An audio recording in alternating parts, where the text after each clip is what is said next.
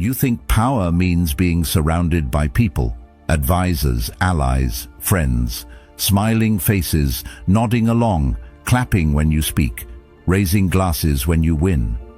But tell me, why does it still burn when they leave? Why does it tear at your chest when the very hands that once lifted you now reach for your place? You chase the illusion of connection, thinking influence means safety. But the higher you rise, the more you see. Power doesn't attract loyalty, it exposes its limits. And those limits, they come fast, sharp, and from the ones closest to you. The Stoics warned us, the nearer a man comes to a calm mind, the closer he is to strength. Not applause, not validation. Strength. Real strength stands in silence, not on stages. It listens more than it speaks. It chooses solitude, not because it's easy, but because it's necessary. You want power. First, you must learn to stand alone. Strip away the noise, strip away the comfort. Ask yourself, without the claps and the company, who are you really? If that question unsettles you, good. That's where the path begins. Also consider subscribing, for the part of you that's tired of pretending, for the part of you that's ready to rise, not in status, but in self-mastery. This is the Stoic path. Walk it with purpose. Walk it alone. At first, it feels like progress is a shared experience. You take your first steps towards something greater, and the world seems to cheer for you. The faces are warm, the voices reassuring. Everyone loves the beginning. Everyone loves a climb that hasn't threatened their position yet. But as you keep moving upward, you start to feel the weight of the silence creeping in. Not because you've changed into someone cruel or distant, but because you've started choosing. You start selecting which voices you allow near your thoughts, which hands you allow near your work. And slowly, almost quietly, the crowd becomes a small circle, then a line, then sometimes just a shadow behind you. The truth is, power was never meant to be a group activity. It's not the result of how many people you can gather, but how many you have the courage to walk away from. The people who once supported you will often feel betrayed, not because you harmed them, but because you grew without their permission. You made decisions they weren't a part of, and in their eyes, that's disloyalty. But in truth, it's the only way real growth happens. Power demands boundaries, not all at once, but gradually, like a fortress built brick by brick, thought by thought, until it becomes clear that not everyone is meant to enter. Not everyone should have a key. And here's where it gets uncomfortable. The ones who complain the loudest about your distance are usually the ones who benefited most from your closeness. They weren't there for your discipline, your clarity, your vision. They were there for the warmth of your fire, and when you stopped burning for them, they left cold. That's when it hits you. You didn't lose them. You filtered them. Without even knowing it, your journey began to do what all real transformations do. It started removing what no longer aligns. This isn't rejection, it's refinement. You don't need to explain it. You don't need to defend it.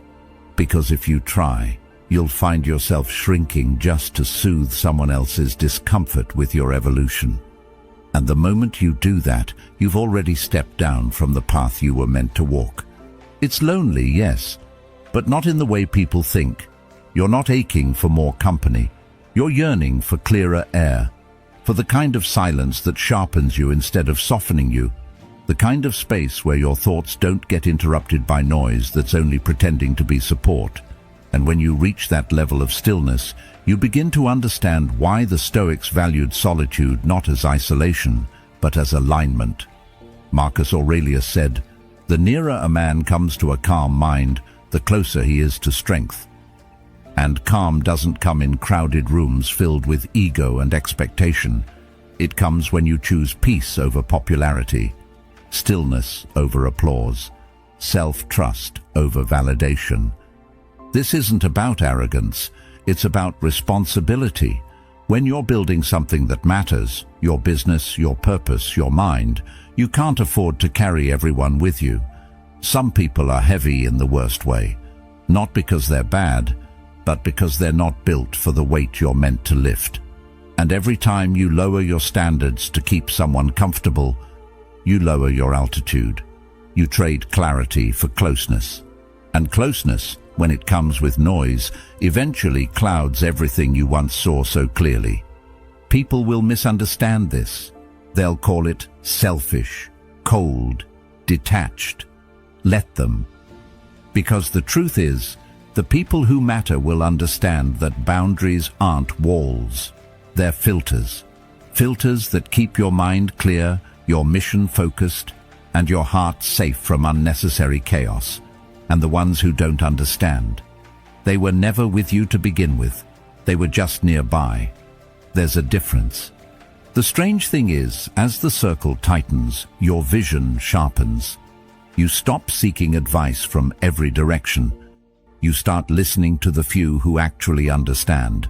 And even then, you treat every opinion as a suggestion, not a command. You learn to carry your own compass. Because once you've spent enough time listening to yourself in solitude, the noise of others starts to sound like static. Not evil, not threatening, just irrelevant. Power doesn't require a spotlight.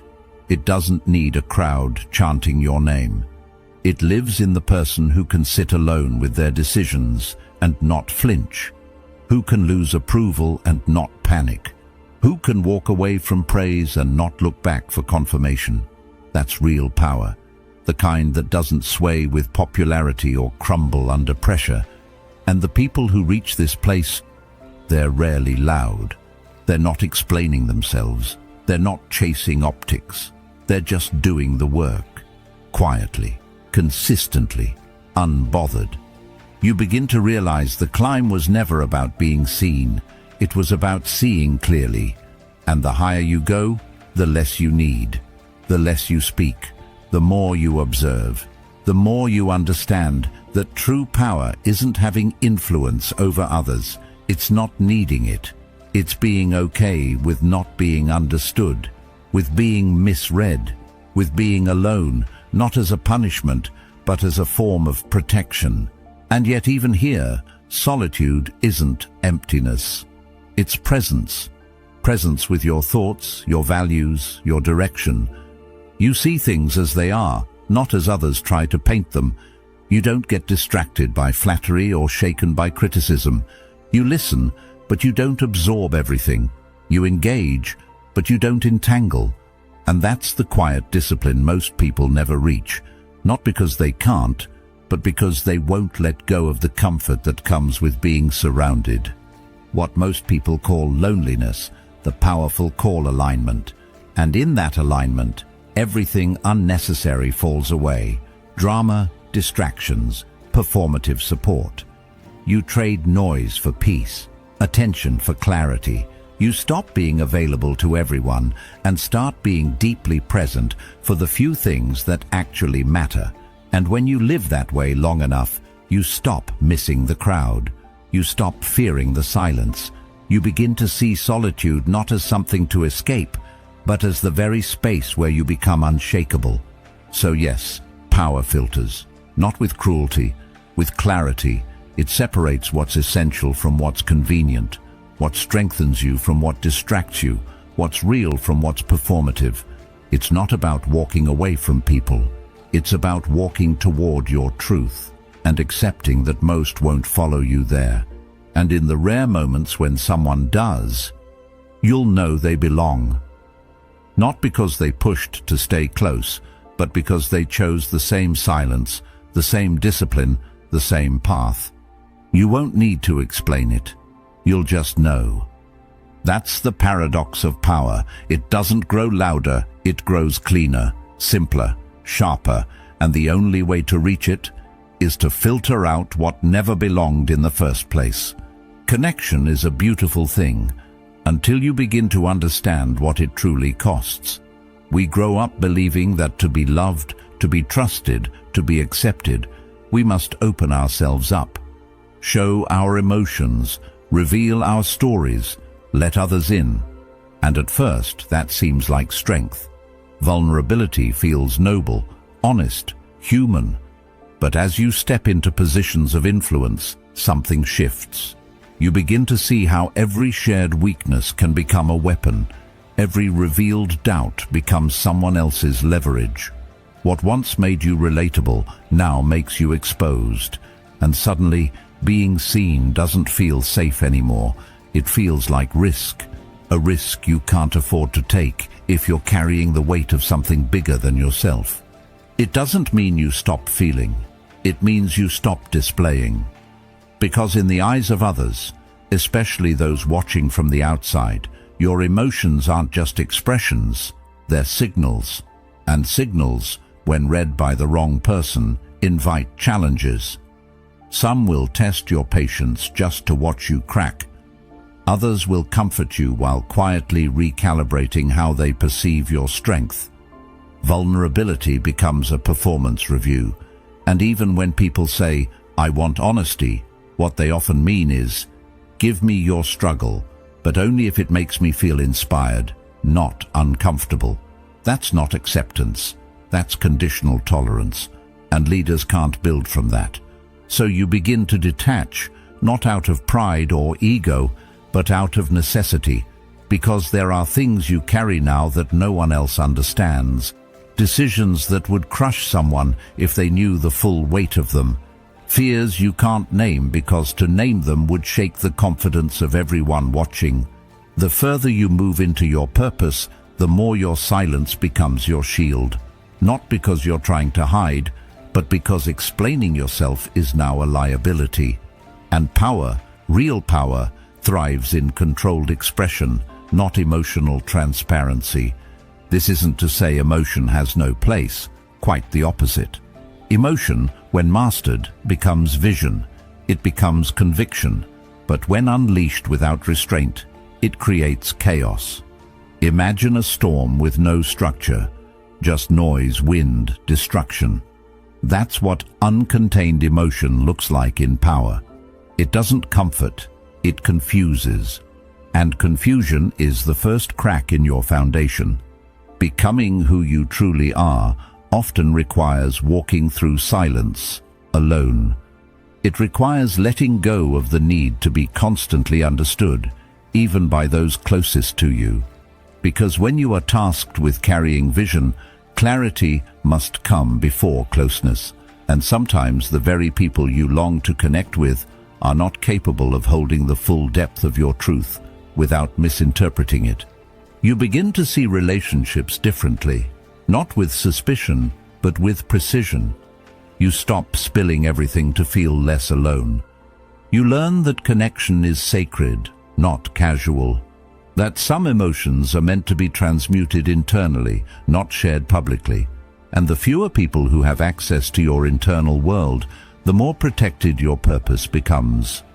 Not everyone should know what keeps you up at night. Not everyone should be invited into the furnace where your strength is forged. This doesn't make you cold. It makes you clear. There is a difference. Coldness is indifference. Clarity is responsibility. And when you operate from clarity, you begin to notice how often people equate closeness with entitlement. They want access, but not accountability. They want presence, but not pressure. And the moment you withhold something, your time, your thoughts, your feelings, they claim you've changed, that you've become distant. But in truth, you've just become aware. That awareness reshapes how you communicate. You speak less, but with more weight. You listen more, but absorb less. You offer guidance, but rarely seek validation, because validation, when it becomes a need, becomes your leash. And the powerful cannot afford to be leashed, not by praise, not by criticism, and especially not by emotional dependency. You will still feel deeply. You'll still wrestle with doubt. You'll still crave intimacy. But you'll start choosing solitude over superficial closeness. Not because you want to suffer alone, but because you understand that most people aren't asking to help carry your burden. They're asking to be entertained by it. That sounds harsh, but it's true. When you lead, people become curious. They want to peek behind the curtain. They want to know the story, the struggle, the raw truth. But very few are prepared to sit with that truth without distorting it to fit their own narrative. And so, you stop offering it freely. You start protecting your peace like it's oxygen. Because it is. Without peace, your decisions become reactive. Your leadership becomes emotional. Your focus dissolves. And in that blur, you become predictable. Predictability, when you are in a position of influence, is dangerous. It gives people a map to your mind, and those maps don't always end up in safe hands. You learn to be present without being porous, to show up without showing all, to speak with warmth, but not with weakness. This is not performance, it's preservation. Preservation of purpose, preservation of clarity, preservation of the self you've worked so hard to understand and build. You begin to see that connection doesn't have to mean exposure. It can be built through presence, consistency, depth, not constant emotional display. You don't close yourself off entirely. You become selective, intentional. You choose to connect through purpose, not just through pain. You connect through shared values, not shared wounds. And in doing so, the connections you do build become stronger, not louder, stronger, because they're not built on dependency, they're built on respect. Seneca wrote, "It is not the man who has too little, but the man who craves more, that is poor." And this applies not just to possessions, but to relationships. Craving constant closeness, constant reassurance, constant understanding, that's emotional poverty. Real strength is in the one who can sit in the unknown, in the misunderstood, and still remain steady. That steadiness doesn't mean you're unaffected. It means you're in control of how you express what you feel.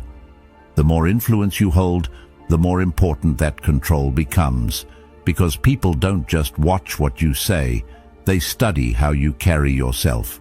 Every word is measured, every reaction is interpreted, and in that spotlight, emotion isn't just a feeling, it's a signal.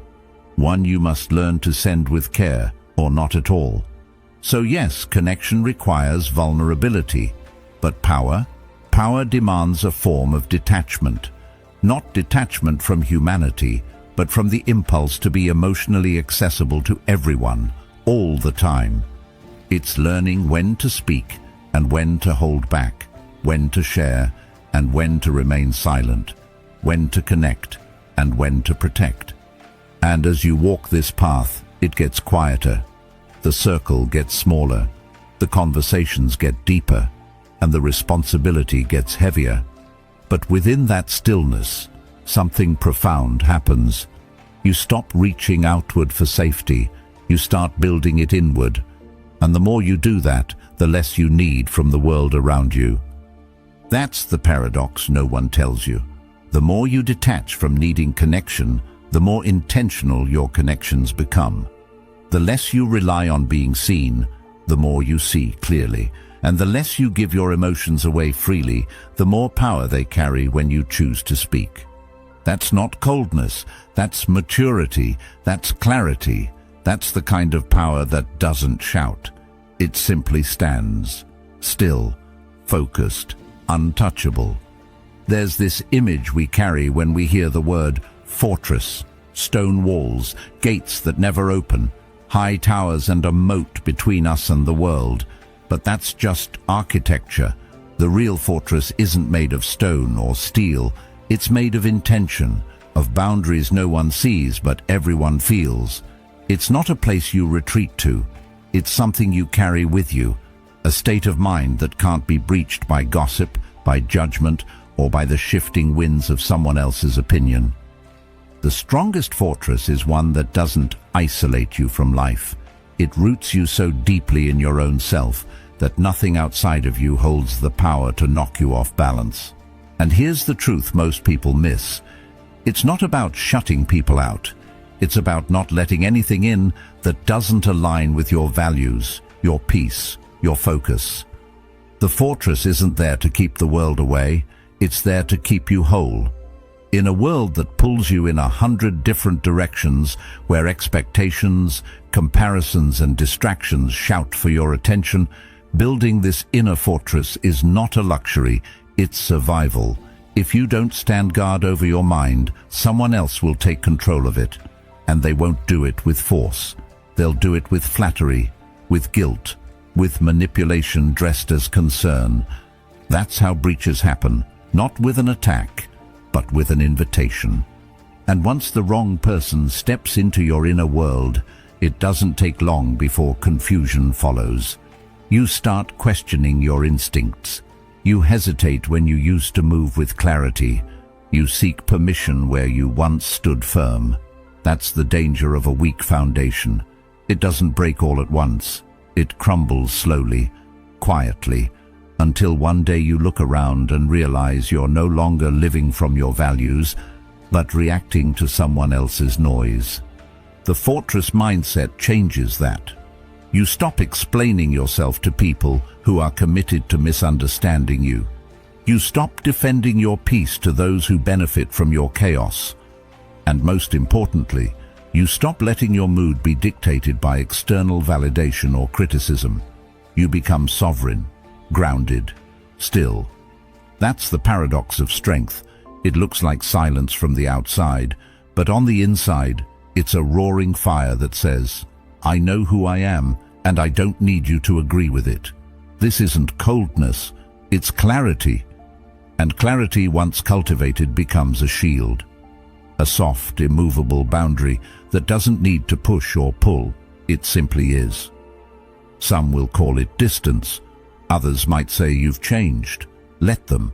Because the moment your stability becomes uncomfortable for others, you've just revealed who was invested in your confusion. Carl Jung once said, "The foundation of all mental illness is the unwillingness to experience legitimate suffering." That's what happens when you build no fortress. You suffer every time someone disapproves, every time you feel misunderstood, every time someone doesn't see your worth. But when you build this fortress, you accept a new kind of suffering, the kind that comes from restraint, from choosing to stay quiet when you could lash out, from letting people misinterpret you rather than wasting your energy trying to be understood. And over time, that suffering transforms into strength. You learn to observe instead of react, to sit in discomfort without rushing to fix it, to recognize that most situations don't need your energy, they need your stillness. That's the power of a fortified mind. It doesn't resist the world, it outlasts it. Like a mountain that doesn't tremble at every storm. It doesn't mean you're unfeeling. It means your emotions aren't running the show. It means you've built something steadier beneath the surface, something that no rumor, no betrayal, no fleeting praise can touch. This inner stillness becomes the way you navigate everything. Conflict doesn't feel like chaos, it becomes information. Criticism doesn't sting, it becomes insight or noise, and you learn to tell the difference. Praise doesn't intoxicate, it simply passes through. And betrayal? Betrayal no longer breaks you because you're not living in a way that relies on others to hold you together. That's what makes you untouchable, not because nothing happens to you, but because nothing outside of you decides who you are. But don't mistake this for isolation. This kind of strength invites connection, but only the kind that respects your boundaries. It allows for love, but not at the cost of self-abandonment.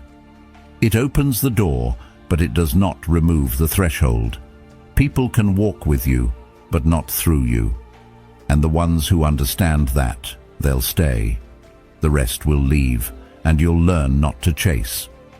Because peace doesn't come from the presence of people. It comes from the absence of noise. And noise comes in many forms: gossip, doubt, pressure to perform. pressure to explain, pressure to shrink. That's why this mindset matters. It doesn't just protect your peace, it preserves your purpose, and purpose without boundaries dissolves into performance. You forget why you started. You start making decisions from fear, from fatigue, from the need to prove something. That's what happens when the fortress is weak. You become reactive. But when the walls are strong, you become strategic, intentional, rooted. Epictetus said, "No person is free who is not master of themselves." That mastery begins in the mind, in the discipline to hold your ground when the world pushes, in the wisdom to say no, not with anger, but with certainty, in the courage to walk away from anything that tempts you to betray your own integrity. That is the essence of the fortress. It doesn't control others. It controls your response to them. And in that control, there is freedom. A mind like that doesn't need applause. It doesn't need reassurance. It doesn't even need to be understood. It just needs to be aligned with truth, with purpose, with something deeper than the moment. And once you build that alignment, you'll start to see things for what they are, not what you hoped they would be. That clarity may cost you relationships, opportunities, comfort, but it will give you something far more valuable: consistency, direction, inner power. And as that power grows, you begin to move differently, not faster, not louder, just with more precision. You no longer feel the need to explain yourself to everyone. You choose where your energy goes.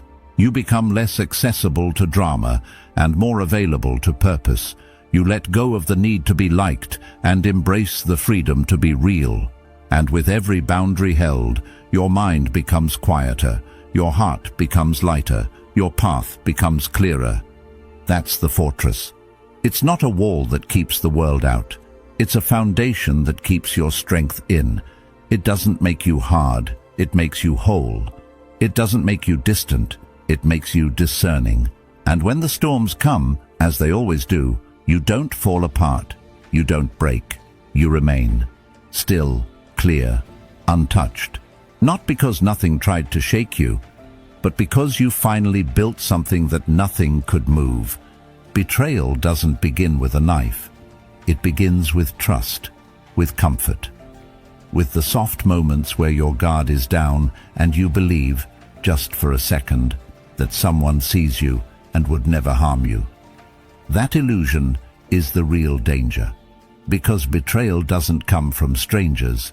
It doesn't shout from a distance. It whispers from the seat beside you, from the friend you called family, from the colleague you mentored, from the one who knew the way in, not by force but by invitation. And once you've been betrayed not once but several times, you start to realize something that cuts deeper than any act itself. Betrayal is a pattern, not a surprise. It's not always malicious. Sometimes it's born of weakness, of jealousy, of desperation. But the outcome is always the same. You're left holding the broken pieces of something you thought was solid, and the instinct is to ask why, to replay every conversation, to blame yourself for not seeing it coming. But the truth is, the clues were always there, subtle, overlooked, dismissed in the name of friendship. That's how betrayal always works. It hides behind familiarity. It blends in with loyalty until the moment it doesn't. And by the time you realize it, it's already done its damage. You learn quickly that closeness isn't the same as alignment, that just because someone walks with you doesn't mean they're walking for the same reasons. Some walk beside you because they believe in where you're going. Others walk beside you to see how far they can follow before they push you off the path and take your place. And it's painful, not just because of the loss, but because of the clarity it forces on you. You begin to see the small ways you ignored your instincts, the tiny moments you brushed off their envy, the times you thought they'd never do that to me, only to find out they already were. And here's where most people go wrong. They become cynical. They shut everyone out. They let betrayal harden them into suspicion. But the wiser path isn't isolation, it's discernment. It's learning to observe without always reacting, to listen between the lines, to trust, not blindly but with awareness, because you don't need to expect betrayal from everyone. You just need to stop being surprised when it comes from someone you once let close. The Stoics never told us to expect perfection. They told us to expect human nature, and human nature left unchecked will always serve itself first. Seneca once said, "The man who has anticipated the coming of troubles takes away their power when they arrive." And that's what this awareness gives you. Not bitterness, but strength. Not fear, but foresight. You stop handing out keys to your heart just because someone smiles. You stop sharing your deepest plans with people who haven't proven they know how to hold your silence with respect. You stop offering loyalty in advance and start letting time reveal who's really for you. What you start to notice is that betrayal always has a rhythm. It follows the same sequence: intimacy, comfort, subtle shifts, then the break. And if you pay attention, you'll catch the signs before the break happens. A certain look when you succeed, a subtle distance when you need support, a shift in language, less we, more me. It's not paranoia, it's pattern recognition. And the longer you live with clarity, the easier it is to see.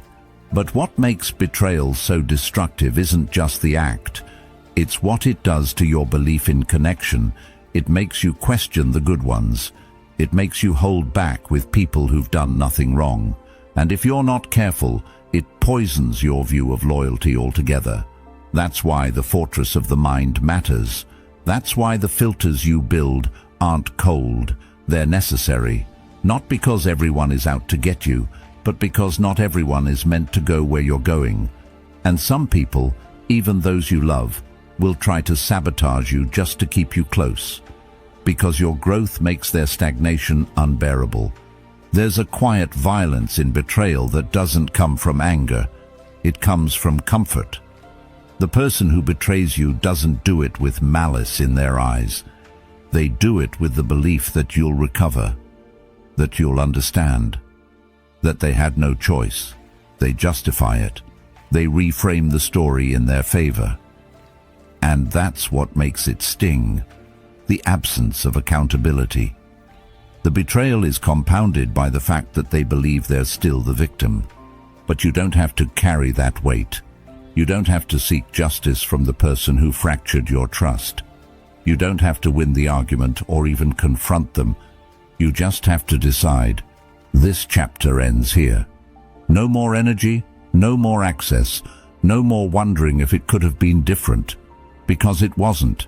And the only way forward is forward, without them. Carl Jung once observed that shame is a soul-eating emotion, and betrayal often carries shame, not just for what they did, but for what you didn't see. You blame yourself, you feel foolish, exposed. But shame is only powerful when it goes unexamined. The moment you step back and see betrayal for what it is, not a sign of your weakness, but a lesson in clarity, you begin to take back your strength.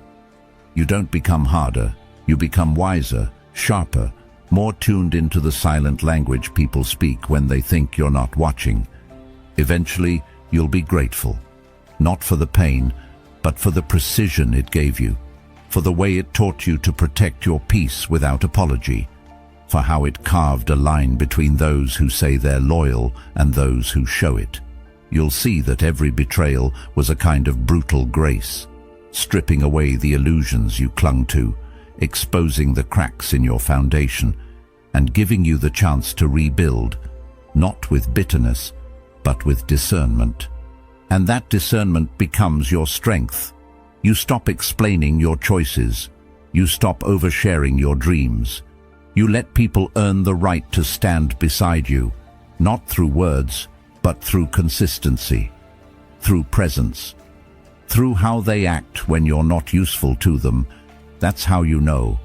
Not when things are good, not when the path is easy, but when silence falls, when your back is turned, when your light threatens to outshine theirs. So you become intentional. You keep your circle small, not because you're afraid, but because you've seen what happens when it's too wide. You speak less, not because you lack trust, but because you've learned the value of holding some truths for yourself. You expect less, not because you're jaded, but because you're done giving more than people are willing to give back. And through it all, you hold your center. You don't let betrayal define you. You let it refine you into someone who walks with a quiet strength, who loves with boundaries, who leads with clarity, and who never forgets. The people who are closest to you will always carry the greatest power to hurt you, which is why your greatest power must be knowing exactly who and what is worth the risk. Trust feels simple when you're young. You give it without hesitation, assuming that if your intentions are good, theirs must be too. You share, you open up, you believe. And for a while, that innocence feels like strength. It creates bonds, it builds warmth, it makes the world feel safe. But safety built on assumption is fragile. Eventually, life teaches you that trust is not a gift you hand out freely. It's a currency, one of the rarest. And every time it's spent in the wrong place, it costs you more than you thought it would. That's the lesson most people learn too late. That trust, once given freely, becomes a calculated risk. The higher you climb in life, emotionally, professionally, spiritually, the more that risk increases, because now your decisions carry weight, your words echo further, your vulnerabilities, once harmless, now become tools in someone else's hands if they choose to misuse them. And while it doesn't mean you stop trusting, it means you start choosing carefully, not with fear, but with awareness, not from paranoia, but from pattern recognition. You begin to understand that trust isn't something you owe anyone. It's something they earn, slowly, consistently, and not just once, but over time, through action. There's a kind of grief in that realization, because it means letting go of the idea that you can fully relax in every room, that you can be fully seen by every person who claims to care. It means that even the people closest to you have limits, and that proximity doesn't equal loyalty. That truth stings at first, but it also sharpens you. You stop mistaking charisma for character. You stop equating shared history with shared intention. And most importantly, you stop confusing kindness with alignment. To be powerful is to be deliberate, not defensive, not closed off, just intentional. You understand that trust isn't just about what someone says, it's about what they do when it's inconvenient for them, when no one is watching, when they have nothing to gain.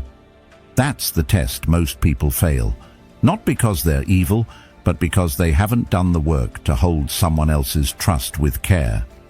And trust, when placed in unsteady hands, doesn't just break, it backfires.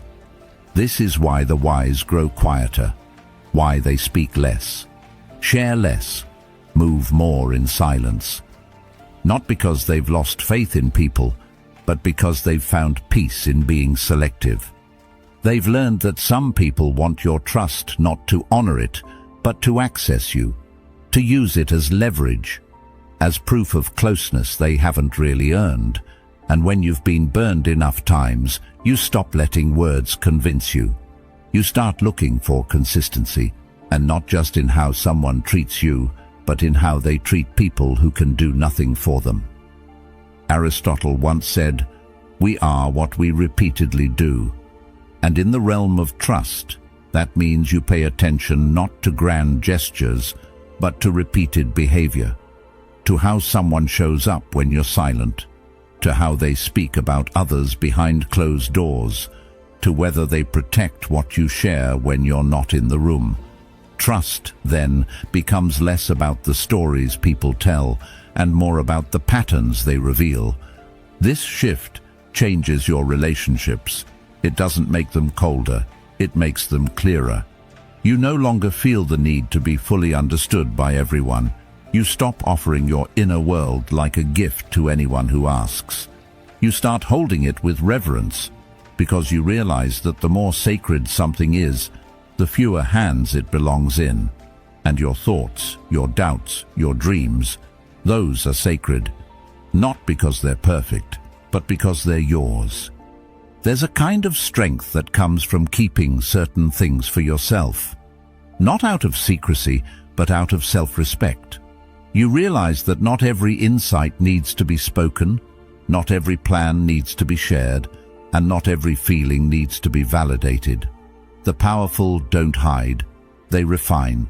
They withhold not out of fear, but out of discipline. They know that once trust leaves your hands, it belongs to someone else, and not everyone is worthy of that responsibility. But this doesn't mean you become cynical. It means you become calibrated. You still love, but you love wisely. You still connect, but with boundaries. You still open up, but only to those who have shown that they know how to carry what you hand them. And even then you watch, not with suspicion, but with awareness, because trust, when given too quickly, turns into a liability, but when given with discernment, it becomes a bridge that strengthens both sides. Carl Jung believed that the meeting of two personalities is like the contact of two chemical substances. If there is any reaction, both are transformed. And transformation requires integrity. It requires presence. It requires the willingness to hold another person's truth without twisting it, leaking it, or using it as a mirror for your own insecurities. Most people aren't ready for that kind of responsibility, and that's okay. But once you see that clearly, you stop expecting it. And in that release, you reclaim your power.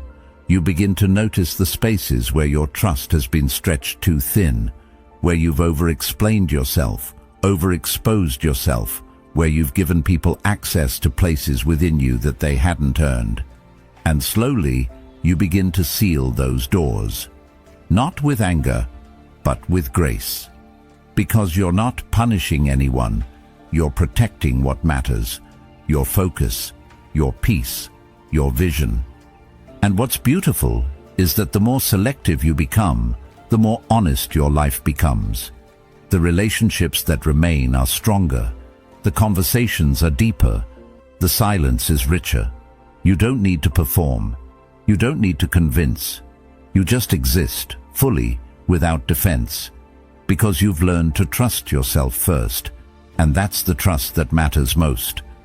Once you hold that, everything else becomes easier to navigate. The world doesn't need more open books. It needs more wise authors, people who know which pages to share and which ones to keep close. People who understand that trust is not a transaction, it's a bond. And bonds, when formed without care, become chains. But when formed with intention, they become anchors. So yes, trust is a risk, always. But now it's a risk you measure, a gift you protect, a language you speak with precision, not impulse. And in that precision, you find something the reckless never will: peace. Peace in knowing that what's shared is respected, what's held is safe, and what's built is solid. You don't have to be suspicious of everyone, just awake, just grounded enough to see clearly, to trust wisely, and to never again hand over your power disguised as vulnerability to someone who hasn't proven they know what to do with it. That's not caution, that's wisdom, and wisdom is the currency of the truly powerful. Clarity isn't something you stumble into, it's something you make room for. And more often than not, that room begins with distance. Not emotional detachment in the cold, indifferent sense, but distance in the way a painter steps back to see the whole canvas. You can't understand a situation while you're still wrapped in its emotion. You can't make sharp decisions when your vision is fogged by closeness, comfort, or urgency. That's why the ones who lead well, think well, and live well are often misunderstood as distant. But distance isn't rejection, it's reflection. There's a quiet kind of power in learning how to step back, to not jump at every emotion, to not react to every tone in someone's voice or every shift in someone's behavior. When you're close to everything, too close, you become reactive. You start seeing threats where there are none. You start projecting fears instead of identifying facts. And that's how chaos enters. Not because the world got louder, but because your inner world stopped filtering the noise. The Stoics knew this. They didn't talk about control as domination. They spoke of it as inner command. Seneca wrote, "He who is brave is free." But bravery isn't charging in. Bravery is knowing when to hold back. Holding back is harder than acting. It requires more strength to pause than to speak, more clarity to observe than to intervene. But this is the foundation of real power, not performance, but precision. When you operate from clarity, you don't need to control others. You control the one thing that truly matters, yourself. And when you can do that, your environment stops becoming a battlefield and becomes a space for strategic movement. You start to respond instead of react. You move with timing instead of impulse. You see patterns instead of just people. That shift changes everything. Suddenly, you're no longer sucked into every conflict, every invitation to drama, every emotional wave. You recognize that peace isn't found by avoiding problems, but by standing still within them. Distance gives you that stillness. It's the space between emotion and action where your real power grows, because once you've paused, once you've breathed, once you've removed yourself from the immediate pressure, you can actually see not just what's happening, but why it's happening, and more importantly, how to move through it without losing yourself. Clarity isn't always comfortable. It will ask you to acknowledge things you'd rather avoid. It will reveal truths about people you care about, decisions you've made, and patterns you've repeated. But without that clarity, you're just surviving. And survival without insight becomes a loop, a cycle of reaction, regret, reset. Distance breaks that cycle. It slows you down just enough to notice the choice before the mistake. That's the kind of control most people never reach, because most people are still trying to control the world instead of their perception of it. If your inner voice is always drowned out by the expectations, judgments, and demands of others, you're not really living your life. You're performing someone else's version of it. And performance is exhausting. It's not sustainable. It's also not strategic. Clarity allows you to choose where your energy goes. You no longer feel the need to attend every argument you're invited to. You don't jump to fix every problem, explain every decision, or justify every change. You begin to understand that most noise is not an emergency, it's just distraction. And when you live in distraction long enough, confusion becomes your default. You start doubting what you already know. You start second-guessing your intuition. You start asking questions you've already answered just because someone else doesn't like your answer. Distance is how you take that power back. Not by withdrawing from the world entirely, but by withdrawing your urgency to be understood by it. You're not here to be available to everyone's emotions. You're not here to carry the weight of every room you walk into. You're here to move with clarity, to see what's yours to carry and what isn't, to discern when to speak and when silence is the wiser choice. As you step into this way of living, something subtle shifts in how you experience conflict. You stop seeing it as something to fix and start seeing it as information. Not everything needs resolution. Some things just need space. Some people just need time. And some problems aren't yours to solve. That kind of clarity protects your energy. It protects your time. It keeps you aligned with your direction, not distracted by detours that don't lead anywhere worth going. This is the difference between movement and momentum. Anyone can be busy. Anyone can make noise. But those who move with purpose, who act with intention, who build with vision, they do so from a place of inner stillness, and stillness can only be accessed when you step away from the pull of emotional chaos. When you give yourself enough distance to remember what matters and what's just noise, the more you practice this, the more natural it becomes. You'll find yourself responding slower, but with more weight. You'll feel the urge to speak and choose silence instead. You'll notice patterns in others you used to miss. You'll see opportunities before they arrive and threats before they're fully formed, because distance gives you foresight. And foresight isn't magic. It's just the reward of patience. You won't always get it right. Sometimes you'll still act on emotion, still get pulled into the storm, still say something you regret or move too fast. But even then, the distance you've trained yourself to hold will shorten the damage. You'll recover faster. You'll return to center with less friction, because the mind that's practiced in clarity doesn't stay lost for long. And as this clarity deepens, you'll notice another change. You stop explaining yourself. You stop needing to. You understand that clarity doesn't need validation. It doesn't beg to be understood. It simply stands, unshaken. And in that stillness, you become a mirror. The people around you will feel it. Some will be drawn to it.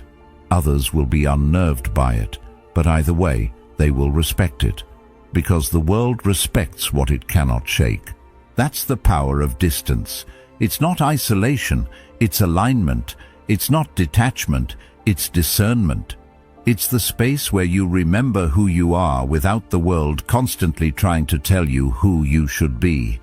It's where you refine your focus, strengthen your boundaries, and reclaim your voice.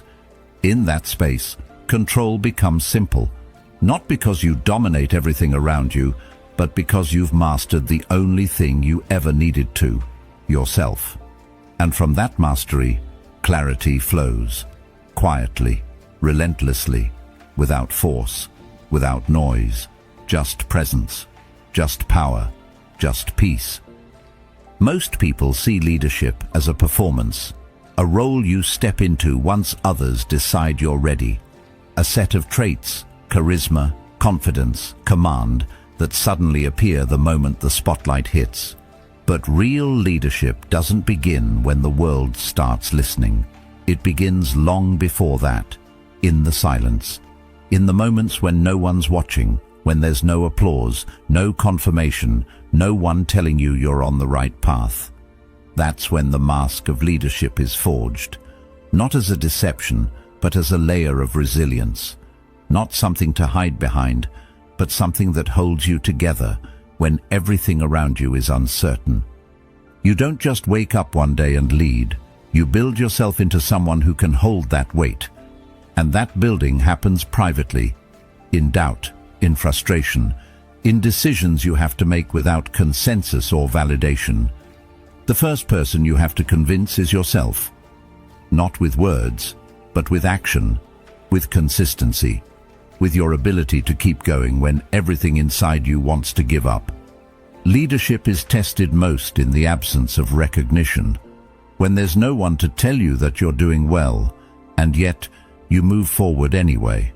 What many don't realize is that strength in leadership is rarely loud. It doesn't need to announce itself.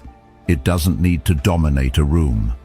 Often it just stands still, not because it doesn't feel the pressure, but because it's learned not to be ruled by it. The people who lead with quiet strength have already fought their biggest battles, not in public, but in private. They've wrestled with doubt in empty rooms. They've sat with failure when no one else knew they were breaking. And through that process, they built something unshakable inside. Something that doesn't flinch when the world turns cold. You begin to understand that leadership is less about being followed and more about being rooted. About knowing who you are when everything familiar is gone. When those who once supported you change direction. When the outcome is unclear and the pressure mounts. That's when the inner voice has to be louder than the noise. Not louder in volume, but louder in conviction. The kind of conviction that isn't dependent on results or praise. The kind that lives in the actions you take when doubt is screaming in your ear. Carl Jung once said, "The world will ask you who you are, and if you don't know, it will tell you." That is the essence of private leadership, knowing yourself before the world tries to define you, building your foundation so strong that you don't need to raise your voice to be heard. You don't need to prove your worth, you just embody it. And that embodiment comes through 1,000 quiet choices. The choice to get up when it's easier to stay down. The choice to act with integrity when compromise would be more convenient. The choice to remain steady when everything inside you feels unstable. When you lead from that place, you stop needing to be the loudest in the room. You stop needing to explain your every move. You realize that power isn't in the display, it's in the discipline. And discipline doesn't grow in public. It grows in silence, in solitude, in the boring, relentless repetition of doing the right thing without anyone noticing. Most people won't see it. They'll only see the outcome, the title, the speech, the presence. But those are just the surface. The real weight is carried in private, long before the world decides to listen. It's in those private moments that the mask becomes necessary, not as a lie, but as a structure, a way of keeping yourself focused when the emotions rise, a tool to keep your doubt from leaking into your decisions. It's not about hiding who you are. It's about protecting what you've built from being shaken by every breeze. Because the truth is, even when you're strong, you're not immune to fear. You're not exempt from insecurity. You just don't let it dictate your next move. That's what the mask helps you do. Hold your ground long enough for clarity to return. And with time, that mask becomes less about hiding and more about honoring your responsibility. You're not just leading for yourself anymore. People look to you in crisis. They borrow your calm when they have none. They watch how you move, how you speak, how you carry pressure. And what they need most isn't perfection. They need steadiness, a sense that even if everything else is crumbling, you won't. Not because you have all the answers, but because you know how to move through chaos without becoming it. This is why the strongest leaders are often misunderstood. Their silence is mistaken for aloofness. Their restraint is seen as indifference. But those who've worn the mask long enough understand that real power isn't about reaction, it's about regulation. They don't rise and fall with every win or loss. They move with rhythm, not reactivity. And that rhythm was practiced long before anyone saw it. Even now, if you're building something, if you're trying to lead your own life with purpose, the hardest part will always be believing in yourself when there's no echo to reinforce your direction. When you're doubted. When your efforts are unseen. That's where you shape the version of you the world will later admire. Not on stage, not in spotlight, but in the dark, in the discipline, in the unwavering choice to keep going when no one claps. Marcus Aurelius reminded himself often that praise and criticism are both meaningless noise, that what matters most is living in accordance with your values, regardless of what others say. That principle anchors real leadership. Not popularity, not visibility, but alignment. The kind of alignment that lets you move through fire and remain composed, that allows you to lose people without losing yourself, that gives you the strength to carry others without collapsing. Eventually, the world may catch up. They may begin to see the strength you've been cultivating all along. They may recognize your resilience, your wisdom, your grace under pressure. But whether they do or not is secondary, because the purpose of leadership isn't to be seen, it's to serve, to carry weight most people don't want, to make decisions that cost you comfort, and to do it all without needing recognition in return. So when you stand alone, when the path feels quiet and the burden feels heavy, remember this: You're not weak for wearing the mask. You're not inauthentic for protecting your peace. You're not fake for showing restraint when everything inside you feels like breaking. You're just leading, quietly, steadily, from a place the world rarely sees, but always feels. And if you've built yourself in the dark, with discipline, with intention, with clarity, then no matter how loud the world becomes, you'll never be moved by it. Because the strongest leaders never began with applause. They began with silence, with doubt, with solitude, and through it all, they became something few ever dare to be: unshakable. Solitude isn't about escaping the world, it's about returning to yourself. In a time where distractions are endless, being alone with your own thoughts is often viewed as uncomfortable, even dangerous. But the truth is, the discomfort we feel in solitude isn't because we're alone. It's because we're finally facing what's inside. The noise we try to drown out with conversations, entertainment, and obligations, that noise is often coming from within. And in solitude, there's no one left to blame, no one to validate, no one to perform for. It's just you and what you've avoided. That's why so many run from it. But the powerful, they walk toward it. To be fully present with yourself is one of the rarest forms of courage, because there's no mask to wear when no one is watching. There's no role to play. What's left is the raw material, the insecurities, the fears, the doubts, and the responsibility to sort through them. This is where refinement begins.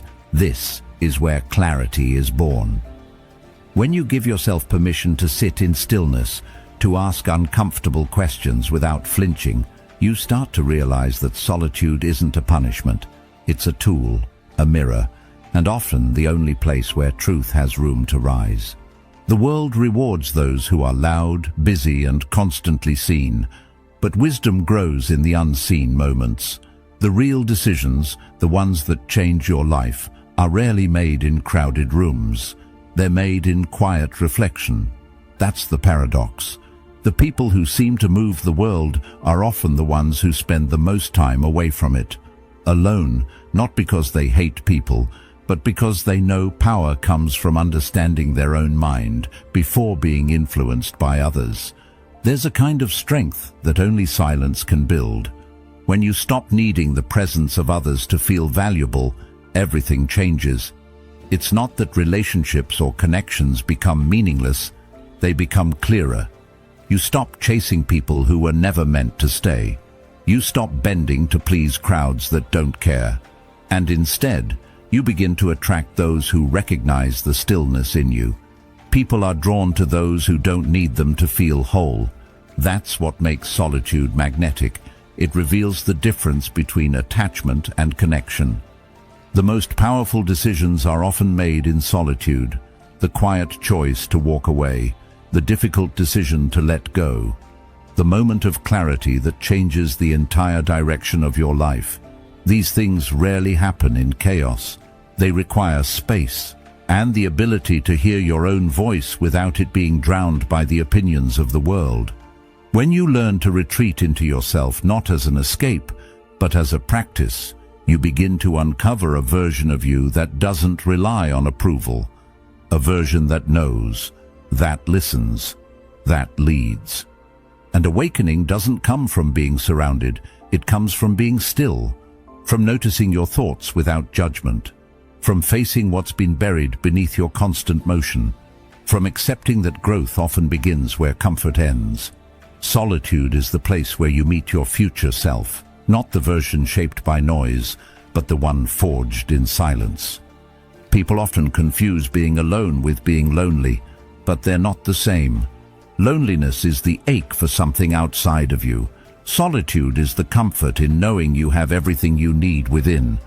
When you start to feel at home in your own mind, external validation loses its grip. You don't chase attention because you're already seen by the one who matters most, you. You don't beg for love because you've given it to yourself first. And from that fullness, everything else becomes a choice, not a need.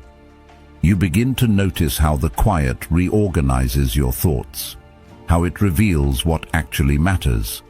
You see the patterns that used to control you, the stories you've told yourself, the roles you've played, and slowly you start to rewrite them. In solitude, you don't just think, you evolve. You step away from who the world told you to be and return to who you were before it all got noisy. You shed layers that never belonged to you. And what remains is honest, clear, powerful. The ability to be alone and still feel whole is a superpower. In a world obsessed with connection, the person who is content in their own company holds the upper hand. They aren't moved by gossip. They don't shrink under pressure. They respond rather than react. They carry a calmness that can't be faked, because it was built in the dark, sharpened in the silence, and proven in the moments when no one was watching. You'll find that solitude doesn't make you harder. It makes you wiser. You become more intentional with your words, more aware of your energy, more protective of your peace. You stop offering explanations to people who were never listening. You stop proving yourself to those who doubted you. And instead, you live. Quietly, deliberately, authentically. Because once you've tasted the clarity of solitude, the noise of the world becomes optional. Marcus Aurelius said it best. Nowhere can man find a quieter or more untroubled retreat than in his own soul. That retreat is always there, waiting, not for the perfect moment, not for permission, but for you to choose it, to step away from the endless noise and return to the source, yourself. Because no matter where life takes you, your most powerful ally will always be the part of you that can sit in silence and still stand tall. So the next time the world feels overwhelming, don't run toward more noise. Don't fill your time with what's easy. Step back, be still, listen, not to the world, but to the quiet voice inside you that knows who you are. That voice may be soft, but it's never wrong.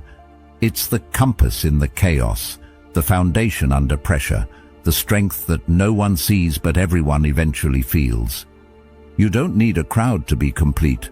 You need clarity, and clarity often comes wrapped in silence, in solitude, in the moments that look like nothing on the outside, but shift everything within. That's where the powerful are made, not on stages, not in rooms filled with praise, but in the quiet, where they remember who they are without the world telling them who they should be. There's a strange pressure in today's world to always be saying something, to explain, to react, to defend, to clarify, as if every pause in conversation is a missed opportunity, or every unspoken thought is a weakness. But silence isn't weakness. It isn't the absence of thought. In fact, it's often the presence of deeper thought. The more powerful someone becomes, the more they learn this truth. Not everything requires a response. Not every rumor deserves your breath. And not every opinion needs your correction. Silence, in its truest form, is not avoidance, it's strategy. People fear what they can't read, and nothing is harder to read than someone who doesn't react. Someone who doesn't rush to prove their side, doesn't scramble to fix perceptions, doesn't panic when misunderstood. In silence, there is control. Control over your energy, control over your image, control over the battlefield itself. Because when you're silent, the other side starts guessing, and in their guessing, they reveal more about themselves than you ever could by speaking. That's the brilliance of stillness. It's not passive, it's surgical. But silence takes discipline. It's tempting to explain yourself, to want to be seen and understood, to correct every wrong impression, but power doesn't need to be understood. It needs to be unshaken. The moment you start chasing clarity from others, you give them control over your state. Silence breaks that cycle. It places the burden of interpretation on them while you stay centered in your own calm. And that calm, that's your fortress, because the louder the world becomes, the more rare and valuable your silence becomes. We live in a time where everyone has a microphone, everyone has a platform, but few have the strength to say nothing when it matters most, to let actions speak, to let presence carry weight. It's easy to shout, it's easy to react, it's easy to flood the space with noise, but the one who remains quiet when others are loud, who observes while others scramble to be seen, that's the one people start watching more closely. Not because they're hidden, but because they're unreadable. Carl Jung once said, "The most terrifying thing is to accept oneself completely." And that's what silence often demands. Acceptance, the kind that says, "I don't need your version of me to be whole." You begin to understand that silence is not the void, it's the container, the space where you decide what enters and what doesn't, what matters and what doesn't, who you engage and who you leave unanswered. That's not arrogance, it's focus.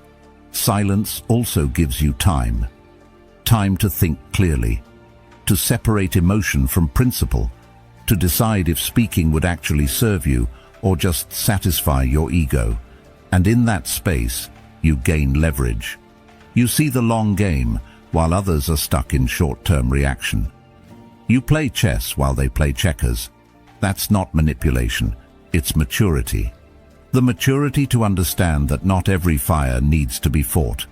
Some burn out on their own, and the ones that don't, you handle them with clarity, not panic. It's in the silence that your reputation is shaped. Not by you, but by how others speak about you when you don't defend yourself. And that reflection, that mirror of the room, tells you more about them than about you. Because if someone changes their opinion of you simply because you didn't speak, they were never holding your truth. They were holding their need for control. And when you stop giving that to them, they feel discomfort. But that discomfort isn't your responsibility.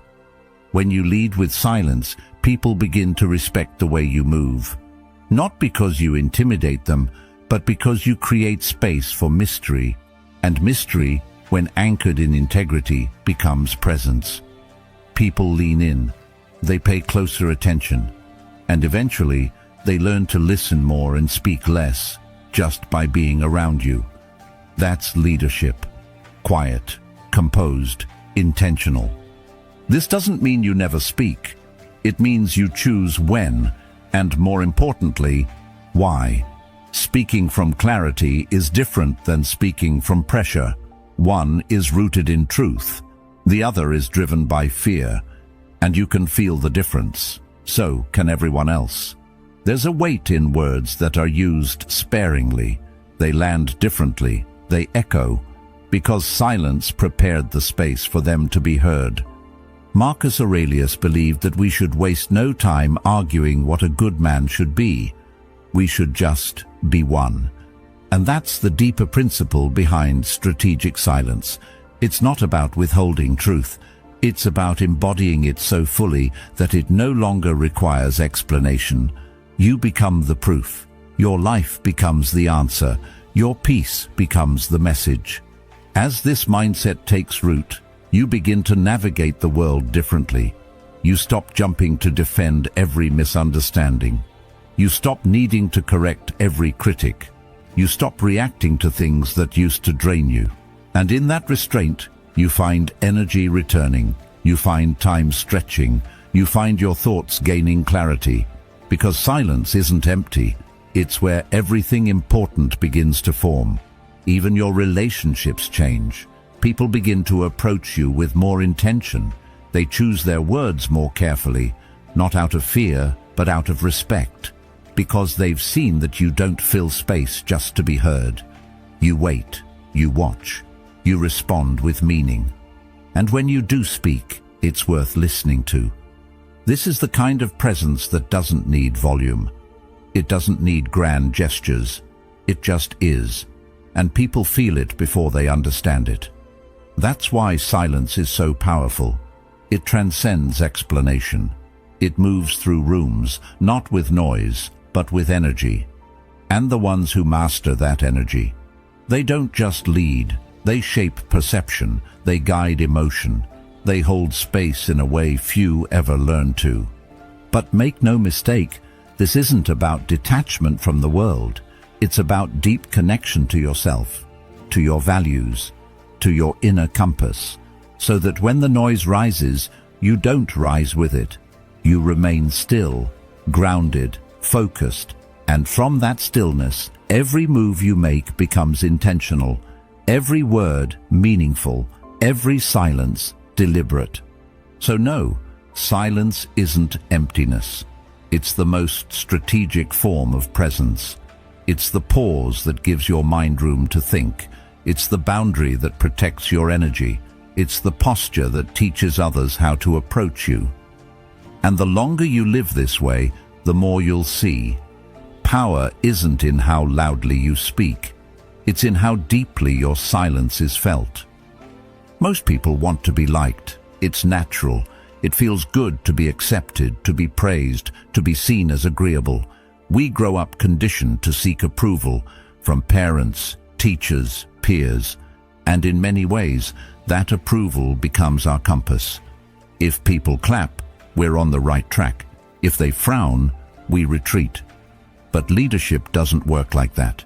Leadership begins where popularity ends, because at some point, to lead is to decide.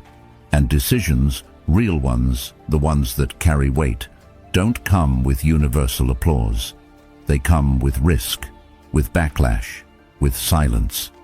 It's easy to be liked when you're saying what people want to hear, when you're reflecting their expectations back to them, when you're smiling, nodding, agreeing. That's performance, not leadership. But step outside of that comfort. Say what's needed instead of what's wanted. Draw a boundary, hold a standard, make a hard call that benefits the mission but upsets the moment. That's when the true test begins. Not when people love you, but when they don't, and you keep going anyway. Because leadership isn't about keeping the peace. It's about holding the vision. The unpopular truth is that many of the most important decisions you'll ever make will make people uncomfortable. Some will misunderstand you, others will resent you, and in those moments you'll feel it, the urge to backpedal, to soften your voice, to blend in again. But if you do, you lose yourself, and the role becomes hollow. Influence without integrity is manipulation, and the ones who manipulate may be liked, but they're never trusted. Carl Jung once said, "The privilege of a lifetime is to become who you truly are, and who you truly are may not fit into the mold others built for you, especially not when you're leading. The moment you step into responsibility, you're no longer living for agreement. You're living for alignment, with your values, with your clarity, with your internal compass that won't always match the mood of the room. And that misalignment, that tension between what's right and what's popular, is where true leadership takes shape. It's in that space that the pressure builds, not just from others, but from within. You'll ask yourself, am I being too harsh, too strict, too distant? And sometimes the answer will be yes. But more often the discomfort isn't a sign you're doing it wrong, it's a sign you're doing it alone. And that's the cost. That's the tax for leading with integrity instead of charm. You carry the weight, not of approval, but of clarity. And clarity often walks alone. What people won't tell you is that the crowd doesn't know what it wants until after you've succeeded. They'll question you on the way, doubt your methods, push back on your vision. And yet, when the result comes, when the dust settles, they'll rewrite the story. They'll call it obvious, predictable, inevitable, but you'll know the truth. You'll remember the nights you stood in rooms full of silence, knowing you were right and wondering if it would matter. You'll remember the moments you felt completely unseen but refused to bend. That's not pride. That's responsibility. Seneca wrote, It is the power of the mind to be unconquerable. That's the inner steel leadership requires. The strength to remain upright when others try to fold you. The discipline to choose silence when you're baited to react. The resilience to stay grounded when criticism comes dressed as concern. Because not everyone who questions you is trying to help. Some just want to see you shrink. And you will be tempted to shrink. To make your choices softer, more palatable. But each time you do, you chip away at the clarity that got you there. You dilute your vision just to ease the discomfort of those unwilling to carry their share of the burden. But leadership was never meant to be carried by consensus. It's carried by clarity, and that clarity must be protected, even if that means walking alone. That's why popularity becomes a trap. Because the more you chase it, the more you lose yourself. The more you need it, the easier you are to control. A leader dependent on applause is a puppet. One shift in public mood, one wave of criticism, and they crumble. But a leader grounded in principle can't be moved by noise. They may feel it, but they don't fold. They listen, they adjust, but they do not surrender their core. Eventually, this becomes your identity. Not because you chose isolation, but because you chose integrity. And integrity, by its nature, is lonely. Not always, not forever, but often enough that you must get used to the quiet. Used to the silence that follows a hard decision. Used to the tension that comes when you say no to what everyone else says yes to. But in that silence, something powerful happens.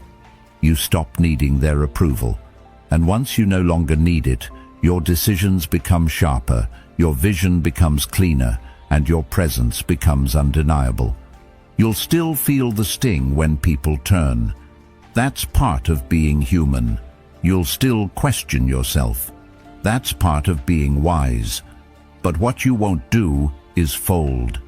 Because you'll have built something no opinion can break. A life aligned with truth, not trend. A voice anchored in principle, not performance. And when people finally see the results of what you stood for, when they come around and say they believed in you all along, you won't feel the need to correct them. Because the leader doesn't lead for applause. The leader leads so others can grow, even if that means growing without thanks. Even if that means being the villain in their story for a time, until they write a new one. So no, popularity is not the measure. It never was. Anyone can be liked. It's easy to be agreeable, but leadership means drawing lines in sand that will get washed over and redrawn again. It means making choices that won't make sense until the result appears. It means speaking truth in rooms that only reward silence. And most of all, it means being at peace with being misunderstood, knowing that your clarity is not up for negotiation. In the end, the people who follow won't follow because you made them feel good. They'll follow because you made them feel safe, because your strength gave them permission to find their own, because you didn't chase their approval, you led with conviction, quietly, unshaken, and that presence, that unspoken authority speaks louder than any crowd ever could. There's a kind of strength that doesn't shout. It doesn't force its way into the room or try to dominate conversations. It just exists, quietly, unbothered, unmoved. That kind of strength doesn't come from power or status. It comes from peace. And not the surface kind of peace you find in a vacation or a compliment, but a deeper one. The kind that doesn't depend on anything outside of you. The kind that stays with you even when everything else is falling apart. Because the real test of a person isn't how they act when things are calm. It's how they hold themselves when nothing is going their way, when the noise gets loud, when the chaos closes in, when the expectations stack up. That's when you find out whether you're grounded or just pretending to be. The world will always find new ways to pull you out of your center. criticism, rejection, sudden change, pressure. And if you don't have an anchor within yourself, you'll drift. You'll react to everything. You'll get offended by everything. You'll try to manage other people's opinions, their emotions, their projections, and in doing so, you lose control, not over them, but over yourself. The more reactive you become, the less influence you actually hold, because now you're being shaped by the very things you think you're trying to lead. That's the illusion of control, that you can change the external world by managing it directly. But true control doesn't work that way. It flows outward, not inward.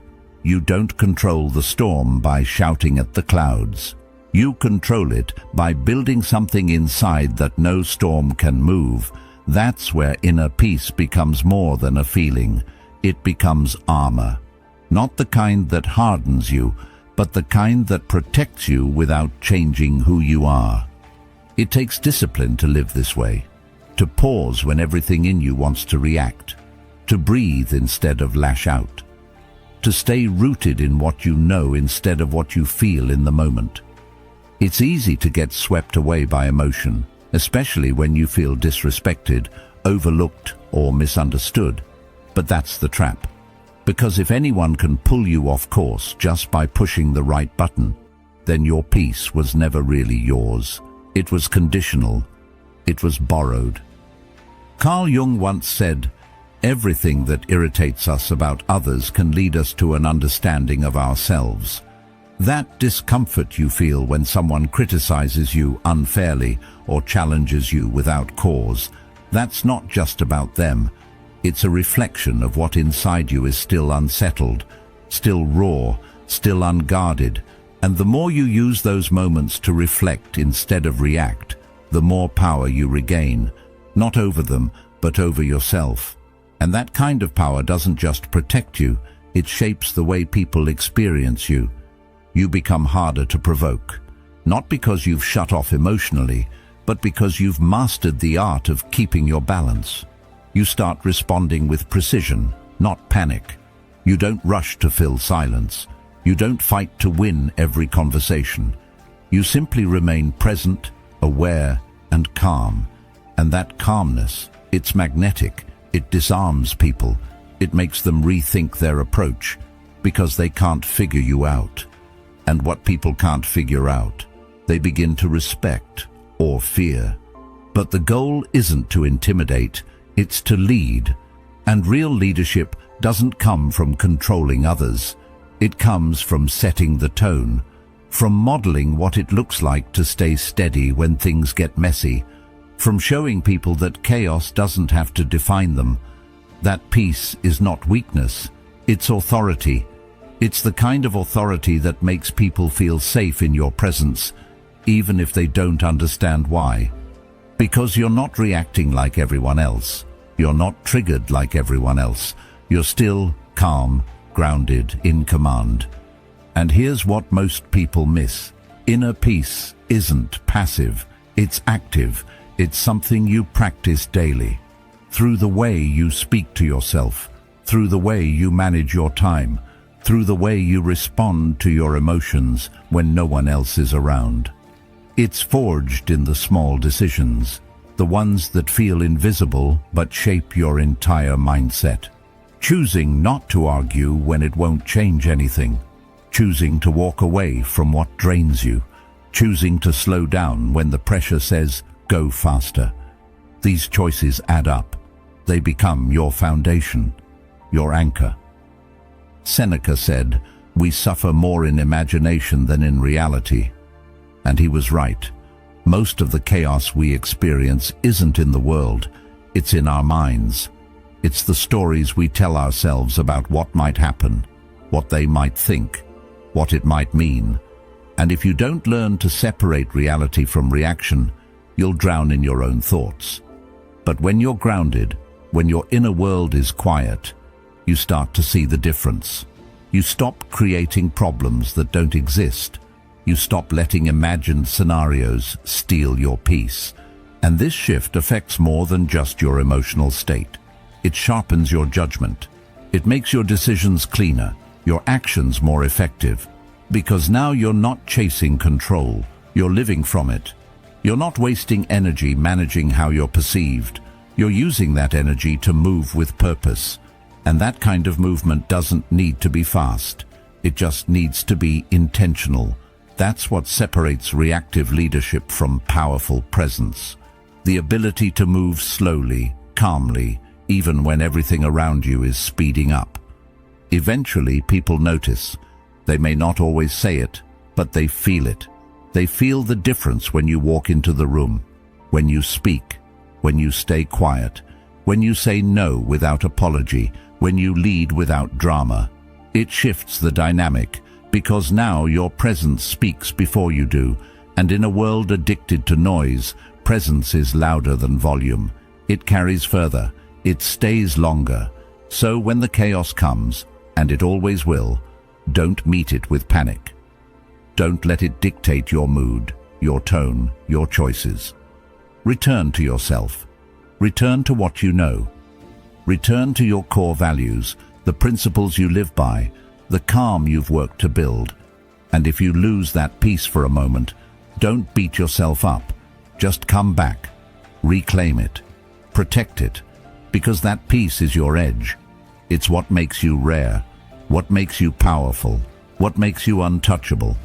Not because the world stops spinning, but because you've learned to stand still. Not because nothing moves you, but because you've mastered how to move through it. And that mastery, that quiet, steady, internal mastery, is what real leadership is built on. Not control over others, but calm within yourself. Always. Most people hear the word lonely and immediately picture sadness, emptiness, isolation, a lack of warmth or connection. But there's another side to it. A quieter, less understood side. Because loneliness in its purest form isn't always painful. Sometimes it's peaceful. Sometimes it's powerful. It becomes the rare kind of solitude that doesn't ask anything of you. It doesn't demand that you entertain, explain, or impress. It simply lets you be. And in a world that's constantly trying to mold you, that space, where you don't have to perform, where no one's watching, isn't a punishment. It's freedom. There comes a moment when you stop fearing solitude and start needing it. Not because you hate people, not because you're bitter or angry or withdrawn, but because the noise becomes too loud, the expectations become too heavy, and you start to realize that the more people you surround yourself with, the more you're pulled away from who you really are. Opinions, assumptions, projections, they start to shape your choices, your voice, your identity. Until one day you look in the mirror and you barely recognize yourself. That's when the silence calls, not as an escape, but as a return. The truth is, the most powerful people in the world, those who move with certainty, who lead with calm, are often the most solitary. Because they understand something most people don't. You cannot know yourself in a crowd. You cannot build clarity in chaos. You need distance, stillness, a space untouched by outside influence. That's where your real thoughts surface. That's where your true values rise. It's where you begin to ask, who am I when no one is watching? Who am I when I stop performing? And the answers, though quiet, change everything. Solitude gives you back your sovereignty. You get to act without looking over your shoulder, to speak without softening your words to make them easier to digest, to create without worrying if it will be liked, to live on your terms, not because you don't care about others, but because you finally care enough about yourself to stop diluting your essence. In solitude, you're no longer reacting, you're choosing, and those choices, made without pressure or performance, become the foundation of real freedom. Carl Jung once said, "Loneliness does not come from having no people around you, but from being unable to communicate the things that seem important to you." That line hits deeper than most realize, because the worst kind of loneliness isn't when you're alone. It's when you're surrounded by people but still feel unseen. When your soul speaks a language no one around you understands. When your silence says more than your words ever could, but no one hears it. That's the kind of loneliness that wounds, the kind that makes you question your place in the world. But the other kind, the kind you choose, is not a wound. It's a weapon. It's a way of protecting your vision, of shielding your energy, of building something that doesn't need validation to survive. You don't need to explain why you take time for yourself, why you skip the party, why you walk away from shallow noise to sit with deep thoughts. You just do it. And that unapologetic decision to stand alone, at least for a while, becomes a filter. It reveals who can meet you in that silence and who only wanted your presence when it was convenient or entertaining. There's clarity that comes when you're alone, not the kind that hits like lightning, but the kind that grows slowly, gradually, like fog lifting. And as it does, you see things you couldn't see before. You see the people who only reached out when they needed something, the ones who smiled but never listened, the habits that drained you, the places you went to escape yourself. And you start to make subtle shifts. You start speaking less and listening more. You start saying no without guilt. You stop chasing closeness with people who made you feel distant even when they were near. And then something remarkable happens. You stop being afraid of being misunderstood. You stop needing to be liked by everyone. You stop begging for someone to hear what you've been trying to say. Because now you've heard yourself, and in that space, you've built a relationship with the only person who'll be with you for life, yourself. That's not loneliness. That's alignment. That's the foundation of power. Because when you're no longer dependent on others to define your worth, you become untouchable. You stop shrinking to fit. You stop bending to please. You stand firm, not hard, not bitter, but clear. This doesn't mean you reject connection. It means you raise the standard. You no longer settle for being half understood. You no longer give your time to people who drain your silence just to fill their own. You learn to enjoy company, but not need it. You welcome conversation, but you don't chase it. You share your truth, but you don't water it down to be digestible. You begin to walk a little lighter, not because life got easier, but because you're no longer carrying the weight of trying to be everywhere and everything for everyone. There will be moments, of course, when solitude feels sharp, when the silence is louder than usual, when you miss the warmth of another voice, the ease of shared laughter. That's part of the process. Even the strongest among us feel that ache. But strength isn't about never feeling lonely. It's about not letting that loneliness drive you back into places that made you forget yourself. It's about learning to sit with that ache and trust that it's not a sign of failure. It's a reminder of how deeply you feel, how much you value connection, and how sacred your energy is. Eventually, that space you once feared becomes your sanctuary. A place where you write, reflect, heal. A place where no one interrupts your thoughts, where your vision can stretch without limits. You begin to crave that stillness, not because the world has nothing to offer, but because you've realized that everything you were chasing out there was always rooted in something you hadn't yet found in here. And now that you have, you protect it like your life depends on it, because in many ways it does. So let them call you distant. Let them wonder why you disappeared. Let them misunderstand your silence. What they don't see is what it's building. What they can't hear is what it's teaching you. And what they'll never touch is the kind of strength that grows when no one else is around. Not because you're hiding, but because you're becoming. Not because you're broken, but because you're whole, and you're finally listening to the voice that's been drowned out by noise for far too long.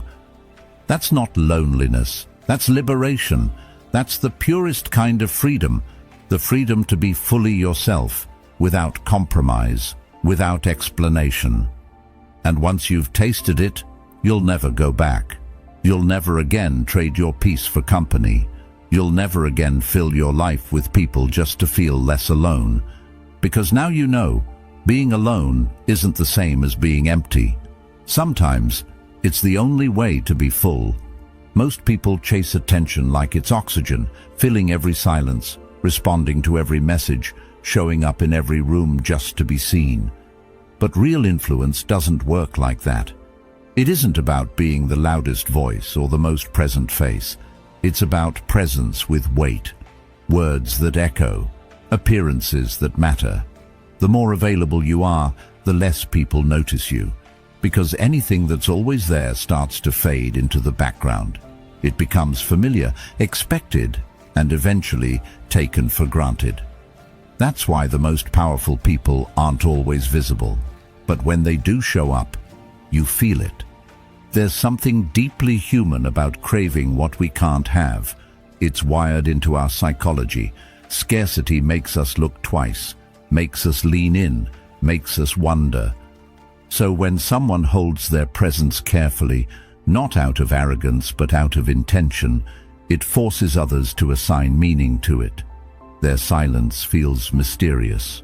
Their time feels expensive, and their attention feels earned. This isn't about manipulation. It's about understanding value, because just like gold, the rarer your presence becomes, the more people start to treasure it. You become less of a constant and more of an event. It's easy to believe that in order to matter, you have to be everywhere, every social post, every conversation, every meeting. But that strategy spreads you thin. It makes your presence diluted, predictable, and influence, true influence, requires density, not volume. It's not about how often people see you. It's about how deeply they feel you when you're there. And when you're constantly available, constantly explaining, constantly proving, you rob yourself of that impact. The silence that could have spoken for you gets drowned in noise you never needed to make. Carl Jung once said, "The more compulsive a person is in impressing others, the less he is impressed with himself." That's the trap many fall into. Always showing up, always needing to be visible, always broadcasting. But the ones who command a room without saying a word, they've learned to let absence speak. They've learned that influence isn't about chasing admiration. It's about creating space for others to recognize your value without you having to sell it. They don't need to compete for attention because they've created an energy that attention naturally follows. There's a discipline in withdrawal, in holding back, in not reacting to every provocation or chasing every opportunity for visibility. Because what you withhold becomes powerful. People wonder what you're thinking. They anticipate your input. They respect your timing. You stop being predictable, and that unpredictability makes you magnetic. You become the person who doesn't always speak, but when you do, people listen. Because you've trained them to expect substance, not noise. Intention, not filler. And that difference sets you apart in a world that over-explains and underthinks. You also begin to see how much of your energy was being spent trying to be seen by people who were never really looking. How many times you showed up out of fear of being forgotten. How often you gave your presence away like it had no cost. But when you reclaim that power, when you start showing up on your terms, not out of insecurity, you realize something. People start chasing the version of you that no longer chases them. You're not just noticed. You're remembered. Not because you shouted, but because your silence said something they couldn't ignore. Withdrawing attention also creates room for reflection. When you're not constantly performing, you can observe, you can listen, you can learn. You begin to move with precision instead of impulse. Your decisions become more deliberate, your actions more meaningful, and your words, when you finally choose to use them, cut deeper, land harder, and linger longer. That's the kind of presence that sticks, the kind people talk about even when you're not around. Because you've become more than a person in the room. You've become a standard, a benchmark, a reference point for presence with purpose. And this doesn't mean you isolate yourself. It means you refine your timing. You learn that being everywhere isn't the same as being effective. That attention is not the prize. It's the byproduct of mastery. You don't need to insert yourself into every discussion. You don't need to be the center of every plan. You just need to move with such clarity, such self-respect, that when you do choose to engage, it carries weight. And when you don't, it still carries meaning. Because even your absence has become part of your influence. The shift is internal first. You stop measuring your worth by how many people see you. You stop craving applause. You start building silence into your strength, distance into your strategy. And when you finally release that need to be constantly validated, you become something rare, something people can't quite define. That mystery, that quiet confidence, is what makes them lean in. Because we don't chase what's always in front of us. We chase what holds itself just out of reach, what requires effort to understand, what demands our attention without asking for it. You realize that presence is not a performance, it's an offering, one that becomes more powerful when it's not handed out freely, but reserved for moments that matter. And the people who truly see you, who truly value you, won't need you to be everywhere to feel your influence. They'll feel it in the silence, in the choices you make, in the spaces you no longer fill with noise. Influence, after all, isn't about being loud. It's about being unmistakable. And when your energy carries that kind of weight, you don't have to force people to notice. They just do. Eventually, people stop questioning your quiet. They stop mistaking your absence for weakness. They start seeing it for what it is, a deliberate withdrawal, a conscious move, a decision rooted in clarity, not avoidance. Because power isn't proven by how often you speak. It's proven by how much your silence says, by how people respond when you enter the room, and what they feel when you leave it. And the ones who understand this, who practice it, become impossible to ignore. Not because they chase the spotlight, but because they outgrow the need for it. So while the world continues to scramble for attention, posting, performing, shouting, you remain still, intentional, unbothered. You build a presence that doesn't shout for recognition, but commands it through restraint. You don't force your value onto anyone. You allow them to come to it on their own. And when they do, it's not because you beg to be seen. It's because your absence was loud enough to remind them what your presence felt like. And that is the kind of influence that lasts. In a time when everyone's fighting to be noticed, the ones who choose to be rare become unforgettable. Because what's scarce isn't just desired, it's remembered. Not for how often it showed up, but for how it made people feel when it did. Power is often misunderstood. People say it corrupts, that the moment someone rises they turn cold or ruthless or self-absorbed. But the truth is usually more uncomfortable than that. Power doesn't create something new inside of you. It just turns up the volume on what's already there. It strips away the mask of politeness, the illusion of humility, the performance of virtue. It removes the need to pretend. And suddenly, the parts of you that were once buried beneath fear or self-doubt begin to surface. Power doesn't corrupt, it reveals. That's why those who chase power without ever looking inward tend to fall apart the moment they get it. Because what they've been hiding from in the quiet, those unresolved insecurities, the lack of self-discipline, the hunger for validation, doesn't disappear with success. It grows teeth, it spreads, and it begins to spill into every decision they make. The ones who become dangerous aren't the ones who hold power. They're the ones who never learned how to hold themselves. because power, in the hands of the ungoverned, becomes a mirror turned outward, and it reflects their chaos onto the world. But those who've done the inner work know better. They understand that the climb isn't about status or applause, it's a test. The higher you go, the more eyes are on you. The more your choices echo, the more your silence speaks. That's why the truly powerful disappear into themselves before they rise. Not to isolate, but to understand. To clean the lens through which they see the world. To strengthen the hands that will eventually carry more weight. Because if the foundation isn't strong, no height is safe. Self-awareness is not a luxury at the top. It's a necessity. Without it, power becomes noise, influence becomes manipulation, and leadership becomes theater. But when you've faced your own shadows, when you've sat in your silence and asked yourself the hard questions, power doesn't intoxicate you, it humbles you, because you start to see how fragile it all really is, how easy it is to lose yourself in praise, how tempting it is to believe you're above correction, and how vital it is to keep returning to yourself for clarity.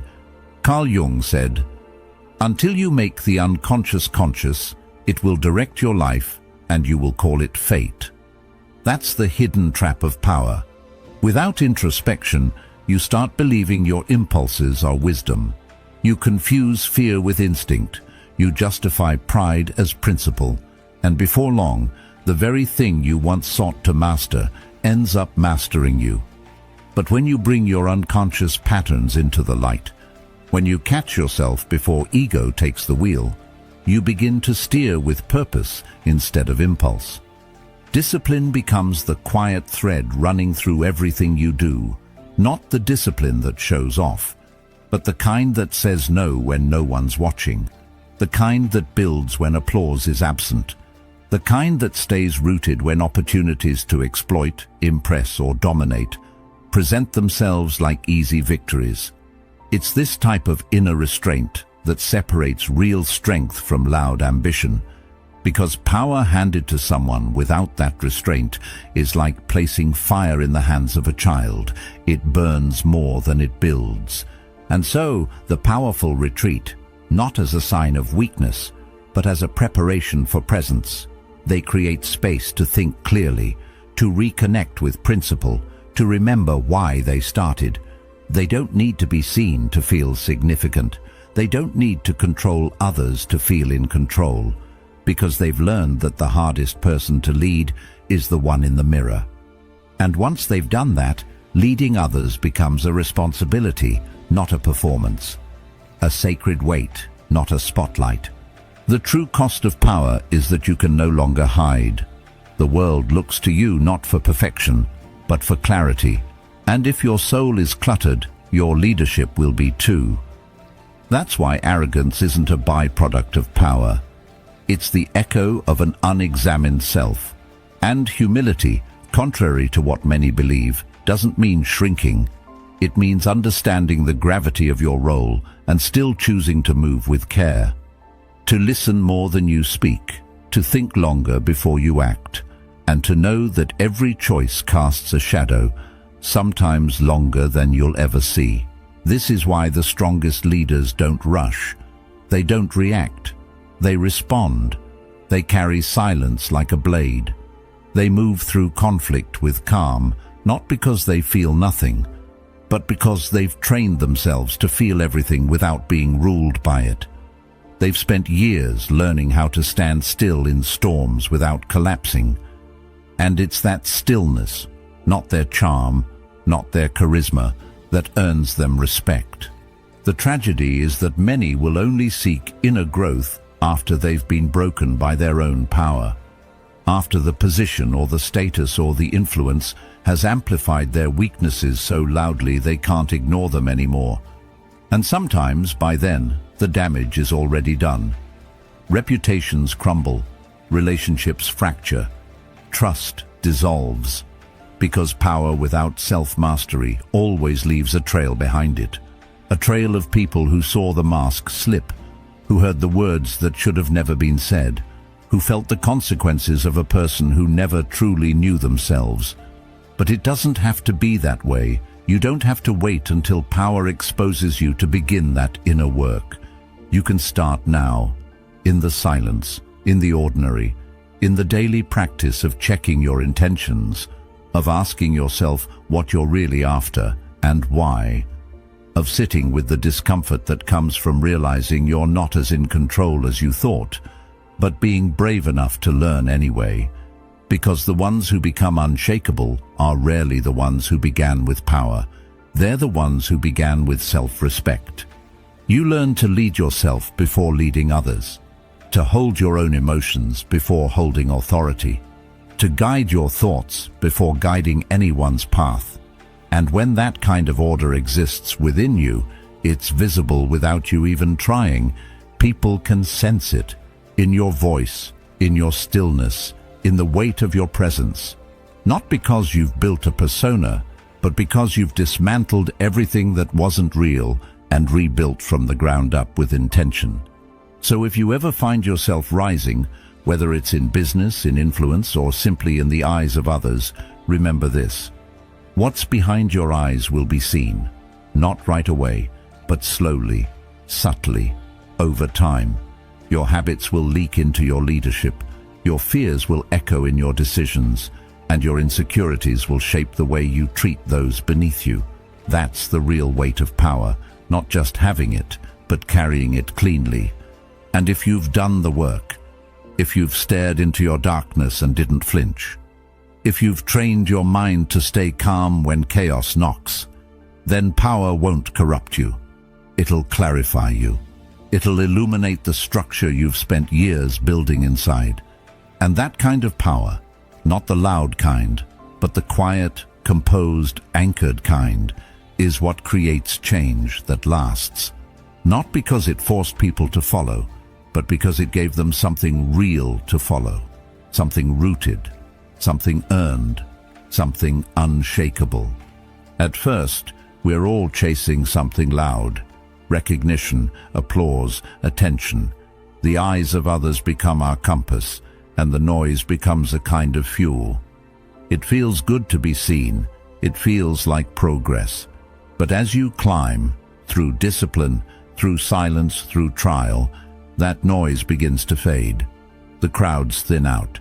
The people cheering you on get busy with their own lives. And suddenly, you're left with something most never prepare for: quiet. The summit isn't crowded, not because few are capable of the climb, but because few are willing to continue without constant affirmation. The silence for many feels like failure, but for the wise, it's where the real work begins. There's a strange shift that happens when you no longer need to be celebrated, when you stop looking back to see who's watching and start looking inward to see who's guiding. The powerful understand this shift. They don't climb for the praise. They climb because they know that only in that quiet place can you actually hear your own thoughts. Only there can you face yourself without distraction. And that's the part most people miss. The top isn't a stage, it's a mirror. And if you've never learned to stand in front of it without flinching, you'll sabotage yourself the moment you arrive. The summit strips away illusions. It shows you whether your ambition was rooted in purpose or performance, whether your drive came from inner clarity or outer validation. Those who climb for image often crumble under the weight of isolation. They begin to question everything. They look for ways to descend, not because they failed, but because the silence was louder than they expected. But those who climbed with intention, they sit in the silence, not as punishment, but as peace. They understand that presence doesn't require an audience. It requires alignment. Carl Jung once wrote, "Solitude is for me a fount of healing, which makes my life worth living." That kind of solitude, the summit kind, is not just about being alone. It's about being so deeply connected to yourself that you're no longer desperate for connection from others. It's about knowing who you are without needing the world to agree. And in a culture that equates attention with value, that kind of self-possession is revolutionary. But make no mistake, The silence tests you. It will ask you to reconsider your beliefs, your motives, your identity. It will bring up insecurities you thought were long buried. It will challenge your patience, your confidence, your direction, and it will do so quietly, without drama, without chaos. Just a slow, steady mirror held up to your soul, and that's why so many turn back. Not because they aren't talented, but because they aren't ready to meet the person waiting for them at the top. The summit demands presence. It demands that you stop outsourcing your sense of worth, that you stop performing and start listening, that you stop collecting titles and start cultivating truth.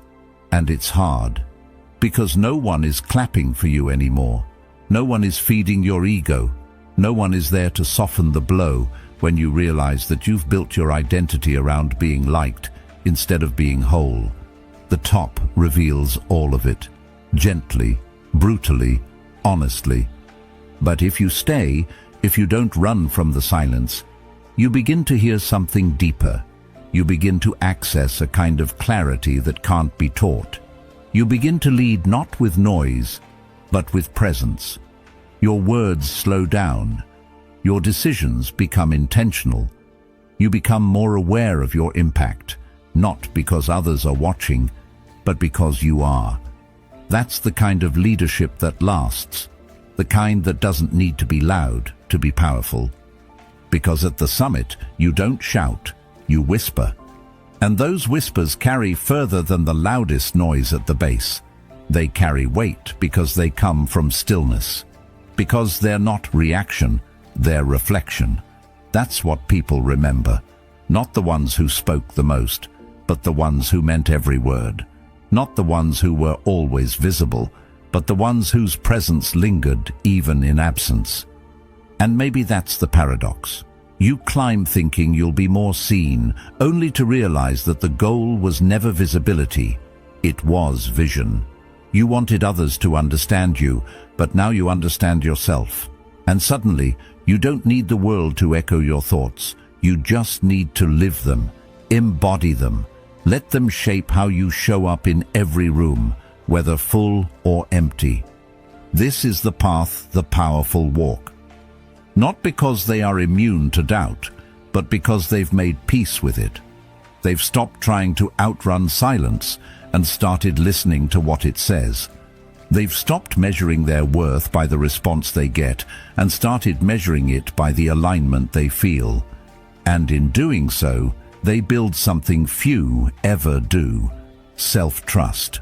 That's the real summit. Not the title, not the status, not the spotlight, but the unshakable trust in yourself to walk with purpose, even when no one is walking beside you. To hold your vision when no one else can see it.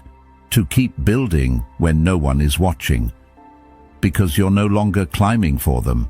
You're climbing for something deeper, something that doesn't disappear when the applause fades. Something that actually begins when the applause stops. And when people see you, truly see you, they'll notice something different. You're not performing, you're not pleasing, you're just present, anchored, grounded in a sense of self that wasn't built overnight. It was earned in the quiet, in the hours when doubt crept in and you didn't run, in the mornings when no one noticed and you still showed up, in the moments when it was just you and your thoughts, and you chose to stay anyway. That kind of presence doesn't need validation. It doesn't crave attention. It radiates something more powerful, certainty. Not the arrogant kind, but the quiet kind. The kind that speaks even when you're silent. The kind that leads without demanding. The kind that transforms without needing credit. That's what the summit gives you, if you're willing to stay long enough to receive it. So if the path ever starts to feel lonely, don't panic. It's not a sign you're lost. It might be the first real sign you're on the right track.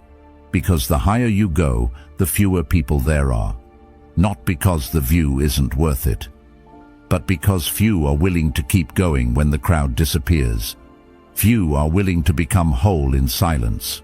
Few are willing to lead without applause. But if you are, If you keep climbing, if you stay present, if you let the quiet shape you, you'll discover something most never do. That power doesn't come from being seen. It comes from being steady, that the summit isn't empty. It's full of meaning, of clarity, of truth. And you don't need anyone to hand it to you.